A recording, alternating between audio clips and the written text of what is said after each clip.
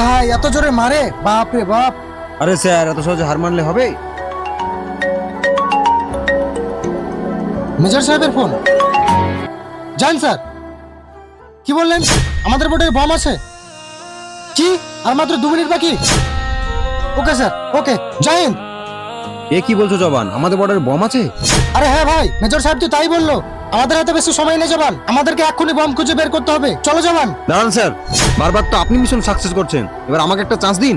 এবারে মিশনটা আপনি আমার হাতে ছেড়ে দিন। কি বলছো জবান, তুমি পারবে তো?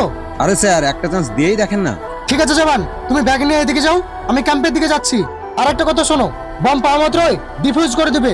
Okay sir. रुकना कभी सीखा नहीं, झुकना हमें आता नहीं, जब तक है यहाँ जब ইয়েস বস, আমাদের প্ল্যান সাকসেস হয়ে গেছে। এবার ইন্ডিয়াকে আমাদের হাত থেকে কেউ বাঁচাতে পারবে না। হ্যাঁ জবান, তুমি?